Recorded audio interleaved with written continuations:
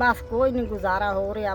वो लायमदा मेहनत मंजूरी करके माल मन बाप का करेंदा ते तां गुजारा चलेंगे पे नाल बच्चा शोदा धक्के खांदा इसदा दवा दवाई आप ही मरीज आप नु वाह है। वालेकुम वीवर्स, कैसे हैं आप? उम्मीद करता हूँ आप सब खैरियत से होंगे।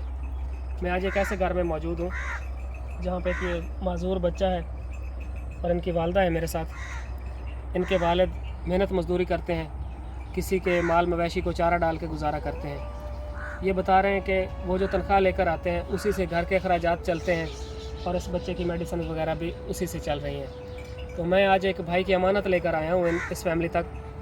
वो अमानत इनके हवाले करेंगे, पहले इनसे मज़ीद बातचीत करते हैं। अस्सलाम वालेकुम माँ जी। वालेकुम सलाम जी। माँ जी की हाल है? ठीक हो? ठीक है। ये बच्चा कदों तो बीमार है? ये जमदा ही है। जमदा इस तरह है? हाँ जी जमदा पदेशी। अच्छा, तो ये वालिद की करेंदे? ये वालिद माल दी करेंदे बाहर मंजूरी करेंदे नाल बच्चे नु लई वदे। किसे दा माल है? हाँ जी हाँ जी, किसे दा के अपने दे ना करने है, किसे दा है जी। ठीक है जी। हाँ जी। नाजरीन, इनका कहना है कि इस बच्चे के वालिद किसी के माल मवेशी को चारा डालकर गुजारा करते हैं, वहाँ से वो तनख्वाह लेते हैं।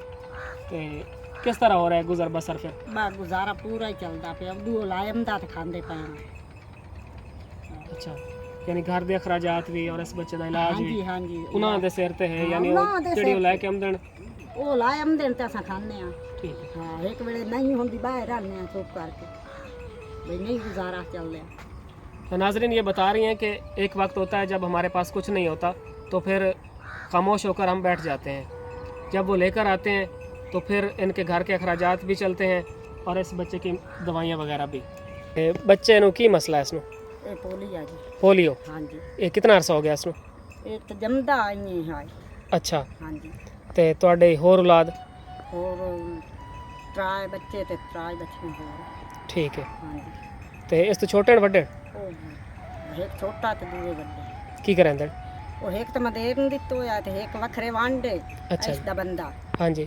ਤੇ ਦੂਆ ਇੱਕ ਨਾਲ ਜਾਂਦਾ ਸ਼ਦਾ ਉਹ ਪਿਓ ਦੇ ਨਾਲੇ ਮਾਲ ਦੀ ਜਾ ਕਰੇਂਦਾ ਮਿਹਨਤ ਮਜ਼ਦੂਰੀ ਕਰਾਂਦੇ? ਹਾਂਜੀ ਹਾਂਜੀ ਠੀਕ ਹੈ। ਉਹ ਨਾਲੇ ਪਿਓ ਦੇ ਜਾਂਦਾ ਸ਼ਦਾ। ਤੇ ਕਿਸ ਤਰ੍ਹਾਂ ਹੋ ਰਿਹਾ ਗੁਜ਼ਰ ਬਸਰ ਤੁਹਾਡੇ ਘਰ ਦਾ? ਬਸ ਕੋਈ ਨਹੀਂ ਗੁਜ਼ਾਰਾ ਹੋ ਰਿਹਾ। ਉਹ ਲਾਇਮਦਾ ਮਿਹਨਤ ਮਜ਼ਦੂਰੀ ਕਰਕੇ ਮਾਲ ਮਨ ਬਾਪ ਦਾ ਕਰੇਂਦਾ ਤੇ ਤਾਂ ਹੀ ਗੁਜ਼ਾਰਾ ਚੱਲਦੇ ਪਏ ਆ।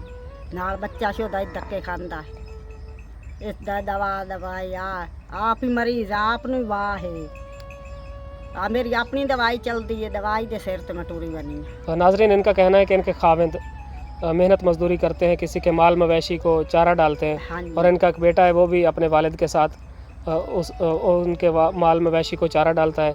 वो कुछ ले आते हैं तो उससे घर का गुजर बसर होता है और इस बच्चे के इलाज मुआवजा के भी अखराजात वहीं से पूरे होते हैं।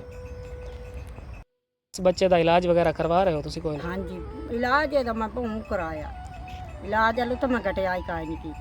5-5 ही मैंने अगले आख्या है ना, मैं उत्थे ही दिते जी। ये मुड़े दे मुकद्दर अल्लाह दे काम नहीं। हाँ, मैं दे दवाई वालू घटियाई काई नहीं की जी। माँ जी, वीडियो वेखण वाले वास्ते कोई पैगाम, कोई गल करना चाहते हो? साडे बच्चे का इलाज हो जाए तो असां आप ही गरीब जी इमदाद दे सकते हैं कोई कार। नाजरीन, इनका कहना है कि मेरे बच्चे का इलाज हो जाए और हम गरीब हैं। हाँ, हमारी भी इमदाद की जाए। हाँ जी, इलाज हो जाए बच्चे का। और कह रही हैं कि हमारे घर के हालात कुछ बेहतर हो जाएंगे। हाँ जी। ठीक है माँ जी, असी अपनी तरफ पूरी कोशिश करें सां मजीद भी, हाँ जी। ताकि तुहाडी इमदाद असी मजीद भी करवा सकीए। हाँ जी। तो तुहाडे बच्चे का भी इलाज हो जाए। चलो तुसीं साडे वास्ते भी दुआ करनी दवाई जी। तो इंशाअल्लाह असी मजीद भी तुहाडे कोल हमदे रसां इस तरह इंशाअल्लाह। एक भाई की अमानत लेकर इस बच्चे तक पहुंचा हूँ। उस भाई की अमानत इनके हवाले करते हैं।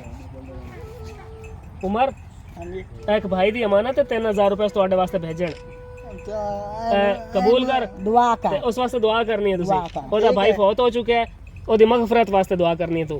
ठीक है जी। अल्लाह पाक उसनू जन्नतुल फिरदौस जगह देवे देसी देसी इंशाअल्लाह। हुण खुश है तू? हाँ जी। सानू इजाजत दियो। इंशाअल्लाह असीं मजीद भी कोशिश कर सकां कि तुहाडी अल्लाह इमदाद जिंदगी तुहाडी जारी रखी। हाँ जी, आमीन अल्लाह तुहानू सुना देवे। आमीन। ठीक है जी, अल्लाह हाफ़िज़।